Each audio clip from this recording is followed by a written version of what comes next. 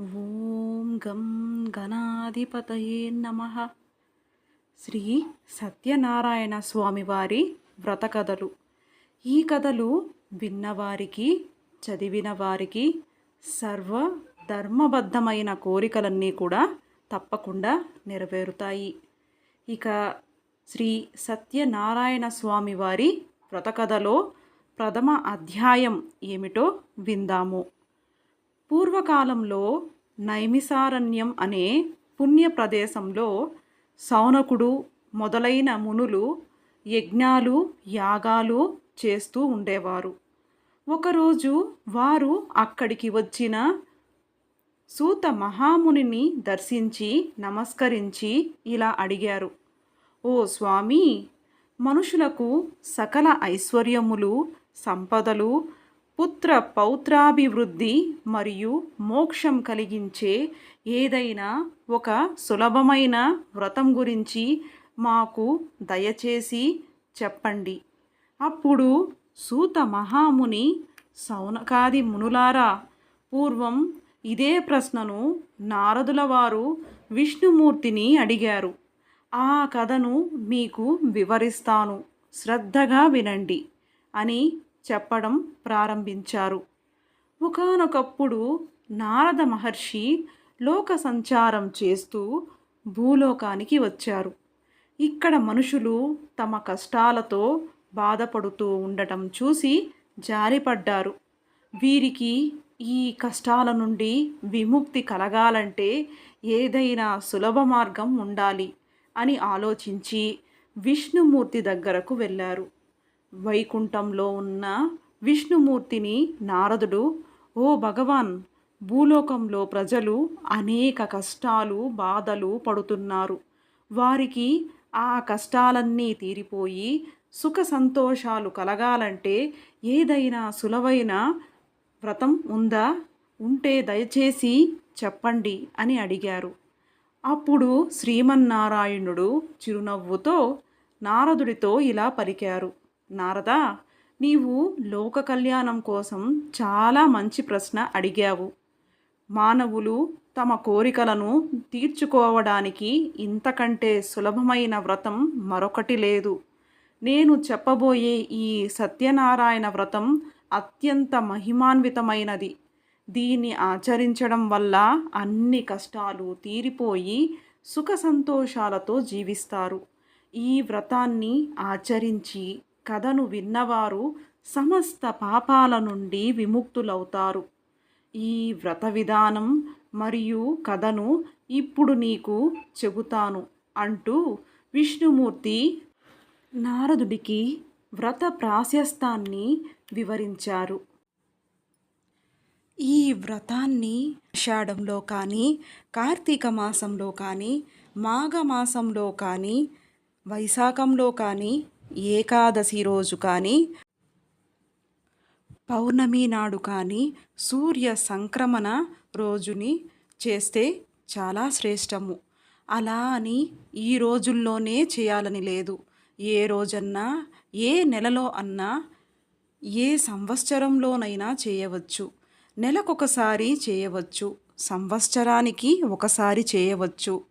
రాజులైతే యుద్ధం ప్రారంభించే ముందు, వర్తకులైతే వ్యాపారం మొదలెట్టే ముందు కానీ, ఏదైనా పని ప్రారంభించే ముందు కానీ, ఆపద కలిగినప్పుడైనా, డబ్బు సమస్య ఎదురైనప్పుడైనా, ఎప్పుడైనా చేయవచ్చు. ప్రొద్దున్నే లేచి కాలకృత్యాలు తీర్చుకొని ఈ విధంగా సంకల్పం చెప్పుకోవాలి: దేవతలందరికీ ప్రభు అయిన ఓ భగవంతుడా, నీ ప్రీతి కొరకు నేను సత్యనారాయణ వ్రతం చేయబోతున్నాను. ఓ లక్ష్మీపతి, నాపై ప్రసన్నుడివి కమ్ము. నీ ప్రీత్యర్థం సత్యనారాయణ వ్రతం చేయగలను అని భక్తితో సాయంకాలం వరకు ఉపవసించి మరలా స్నానం చేసి ఈ వ్రతం మొదలు పెట్టాలి. రాత్రి కుదరని వారు ఉదయం చేయవచ్చు. పూజా గృహాన్ని శుద్ధి చేసి పిండితో ముగ్గులు వేసి అచ్చట ఒక పీటపై అంచుగల కొత్త తెల్ల తువ్వాలు పరవాలి. దానిమీద బియ్యం పోసి ఒక కలశ పాత్ర, వెండిదైనా సరే, రాగి, ఇత్తడి ఏదైనా పెట్టి దాని మీద కొబ్బరికాయ నుంచి దాని మీద రవికల గుడ్డ ఉంచాలి. ఆ పీటపై బియ్యం మధ్యలో సత్యనారాయణ స్వామి ప్రతిమను చేయించి పెట్టవలెను. అది కుదరని వారు ఫోటో పెట్టి పూజ చేయవచ్చును. సత్యనారాయణ స్వామికి పంచామృత స్నానం చేయించి మంటపముపై ఉంచాలి. వినాయకుడు, లక్ష్మీదేవి, విష్ణువు, పార్వతీ పరమేశ్వరులు, సూర్యాది నవగ్రహాలు, ఇంద్రుడు మొదలగు అష్టదిక్పాలకులు ఈ స్వామికి అంగదేవతలు. వీరిని ముందుగా పూజించాలి. ముందు వరుణదేవుణ్ణి కలశాన్ని ప్రత్యేకంగా పూజించాలి.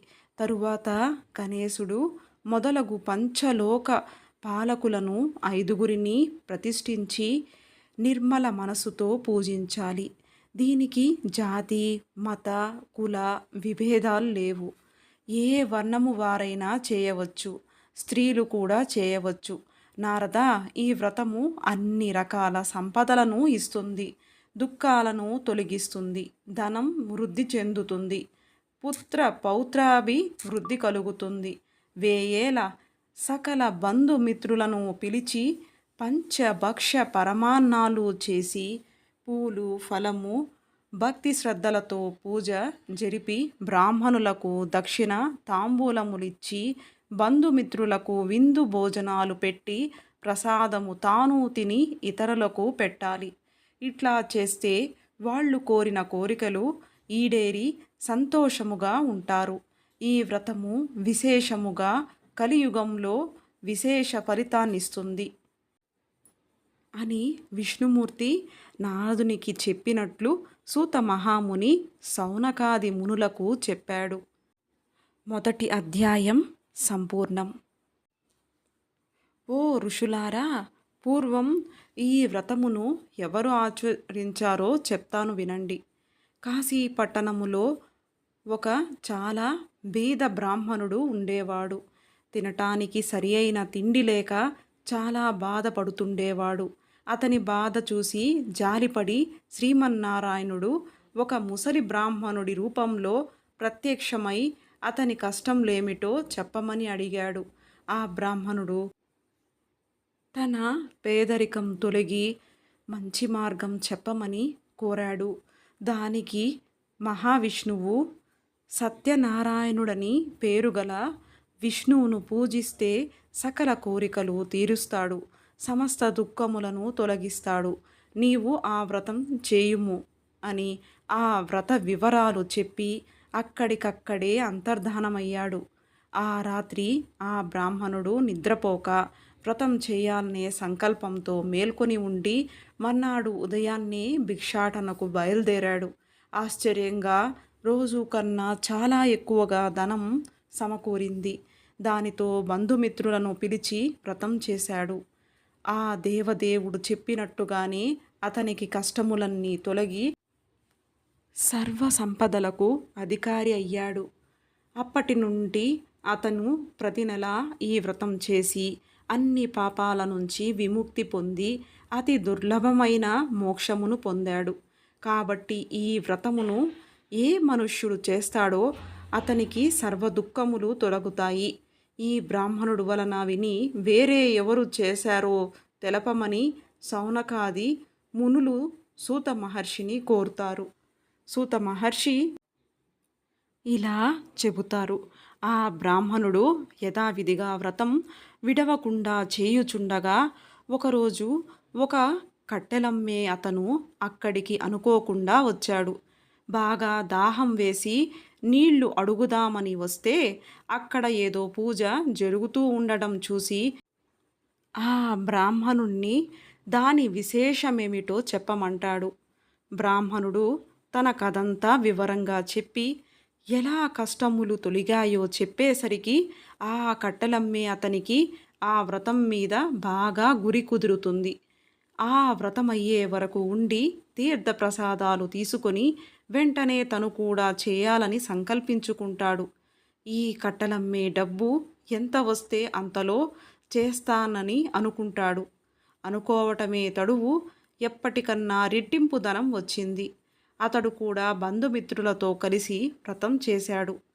నిర్మలమైన మనస్సుతో మంచి అరటిపండ్లు, చక్కెర, నెయ్యి, పాలు, గోధుమ పిండి మొదలగు వాటిని సేకరించుకుని వచ్చి భక్తితో వ్రతం ఆచరించి నైవేద్యం పెట్టాడు. ఈ వ్రత మహత్యముచే అతడు పుత్ర పౌత్ర అభివృద్ధి కలిగి ఇహలోకంలో సుఖ సంతోషాలతో జీవించి లోకమునకు చేరాడు. ద్వితీయ అధ్యాయం సంపూర్ణం. తృతీయ అధ్యాయం. పూర్వము సత్యవాక్కుగల ఉల్కాముకుడు అనే రాజు ఉండేవాడు. అతడు సత్ప్రవర్తన కలిగి ఉండేవాడు. అటు భద్రశీల అనే నదీ తీరమున భార్యతో కలిసి సత్యవ్రతము ఆచరిస్తుండేవాడు. అలా వ్రతము చేయుచుండగా అక్కడికి వ్యాపారం చేసే ఒక వైశ్యుడు వచ్చి, "ఓ రాజా, ఇది ఏమి వ్రతము? దీని ఫలితం ఏమిటి?" అని అన్నాడు. రాజు వివరంగా చెప్పి, "నాకు పిల్లలు లేరు, పిల్లలు కలగడానికి చేస్తున్నాను" అనగా ఆ వైశ్యుడు, "రాజా, నాకు కూడా పిల్లలు లేరు, నేను కూడా ఈ వ్రతం చేస్తాను" అంటూ ఆ రోజు ఇంకా వ్యాపారానికి స్వస్తి చెప్పి తొందరగా ఇంటికి వెళ్ళి భార్య అయిన లీలావతికి ఈ విషయం చెప్పాడు. తనకు ఎప్పుడు సంతానము కలుగుతుందో అప్పుడే ఈ వ్రతం ఆచరిస్తానని మొక్కుకున్నాడు. కోరిన కోర్కెలు తీర్చి సత్యదేవుడు అతనికి ఒక కుమార్తెను ప్రసాదించాడు.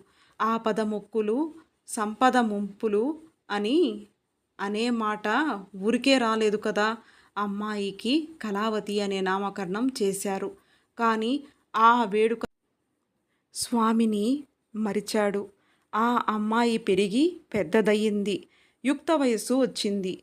భార్య సత్యదేవుని మొక్కు గురించి ఎప్పుడు గుర్తు చేసినా అమ్మాయి పెళ్లిలో చేద్దాంలే అని దాటవేశాడు. తగిన వరుడిని గురించి విచారిస్తూ కాంచీపురంలో గుణవంతుడు అందగాడు అయిన వైశ్య కుమారుడు ఉన్నాడని విని అతనితో పెళ్లి నిశ్చయించాడు. అప్పుడైనా మాట నిలబెట్టుకున్నాడా అంటే పెళ్లి సంబరంలో పడి దేవుణ్ణి మరిచాడు. దేవుడి సహనానికి కూడా ఒక హద్దు ఉంటుంది కదా. దాంతో నారాయణమూర్తి కోపించిన వాడై తగిన సమయం కోసం వేచి ఉన్నాడు. కొంతకాలం అయ్యాక మామ అల్లుడు కలిసి వ్యాపార నిమిత్తం చంద్రకేతు రాజకుమారుడుండే రత్నసానుపురానికి వెళ్ళారు. ఆడిన మాట తప్పిన వైశ్యునికి గొప్ప దుఃఖం కలగాలని సత్యనారాయణ స్వామి శపిస్తాడు. ఆ శాప వశముచే ఎవరో చేసిన నేరానికి వీళ్ళు బలవుతారు. కొంతమంది దొంగలు రాజుగారి ఖజానా నుండి సొమ్ము దొంగలించి భటులు వెంటపడుతూ ఉంటే భయపడి ఈ వైశ్యులున్న చోట ఆ డబ్బు వదిలేసి పారిపోయారు. ఇంకేముంది, ఆ భటులు మామ అల్లుళ్లను బంధించి వాళ్లతో డబ్బంతా స్వాధీనం పరుచుకున్నాడు. వాళ్ళ కష్టాలు అక్కడితో ఆగలేదు. సత్యనారాయణ స్వామి శాపవశాన ఇక్కడ ఇంటి దగ్గర పరిస్థితి కూడా విషమించింది. ఇంట్లో దొంగలు పడి సొమ్మంతా అపహరించారు. తినటానికి తిండి లేక, సరైన ఆరోగ్యం లేక ఇల్లాళ్ళు తిరిగి డబ్బు సంపాదించి బ్రతికేవారు. అలా తిరుగుతూ ఉండగా కళావతి ఒకరోజు ఒకరింట్లో సత్యనారాయణ వ్రతం చేస్తుంటే చూసి చివరి వరకు ఉండి తన కూతుర్ని ముందు విషయం వినకుండా నానా దుర్భాషలాడింది తల్లి. తరువాత విషయం విని తన తప్పు తెలుసుకుంటుంది. అంతేకాకుండా తాము మర్చిపోయిన సత్యదేవుని వ్రతం ఇప్పటికైనా చేయాలని నిశ్చయించి భర్త అల్లుడి రాక కోసం ఆగకుండా వెంటనే బంధుమిత్రులతో కూడి ఆ వ్రతం నిష్టగా చేసి భక్తిగా దేవుణ్ణి కోరుకుంటుంది. పశ్చాత్తాపానికి మించిన శిక్ష లేదని లీలావతి పశ్చాత్తాపానికి భక్తి శ్రద్ధలకు కరిగిన సత్యదేవుడు వెంటనే తగిన చర్య తీసుకున్నాడు. సత్యదేవుడు చంద్రకేతు మహారాజు కలలో కనిపించి ఆ వైశ్యులు అమాయకులని వాళ్ళని విడుదల చేసి వాళ్ళ డబ్బులు వాళ్ళకిమ్మని, అలా చేయని పక్షంలో అతనికి రాజ్య నష్టం, పుత్రశోకం, ధన నష్టం కలుగుతుందని చెబుతాడు. సత్యదేవుడు కోరిన రీతిగానే ఆ రాజు మర్నాడు నిండు కొలువులో తన స్వప్న వృత్తాంతం చెప్పి ఆ వైశ్యులను చెర నుండి విడిపించాడు. ఆ వైశ్యులకు ఇంకా భయము లేదని, దైవ వశము వలన ఈ దుఃఖము కలిగిందని చెప్పి వాళ్ళకి స్నానపానాదులు చేయించి మంచి బట్టలు ఇచ్చి వాళ్లకు రెట్టింపు డబ్బు ఇచ్చి వెళ్ళి రమ్మని ఆశీర్వదించి పంపాడు. తృతీయ అధ్యాయం సంపూర్ణం. 4వ అధ్యాయం. రాజు వద్ద సెలవు తీసుకుని వైశ్యులు తమ ఊరికి తిరుగు ప్రయాణం చేస్తున్నారు. వాళ్ళని పరీక్షించడానికి సత్యనారాయణ స్వామి త్రిదండి సన్యాసి వేషధారి అయి వచ్చి మీ ఓడలో ఏమి ఉంది అని అడిగాడు. వైద్యులు ఈ సన్యాసిని లెక్క చేయక పొగరుగా, ఓ దండి, ఏముంటే నీకెందుకు? దొంగలించటానికి వచ్చావా? ఆకులు అలుములు తప్ప ఏవీ లేవు పొమ్మని పరిహాసాలాడారు. తదాస్తు అని అంతర్ధానమయ్యాడు.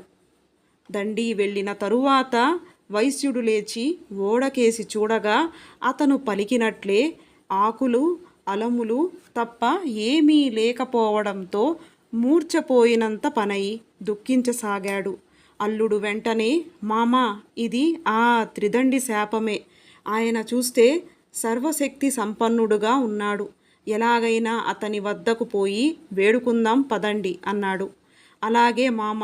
అల్లుడు త్రిదండిని వెతుకుతూ వెళ్ళి ఆయన్ని చూసి వినయంగా ఆయన ముందు మోకరిల్లి తెలియక చేసిన అపరాధాన్ని మన్నించండి అని పదే పదే వేడుకున్నారు.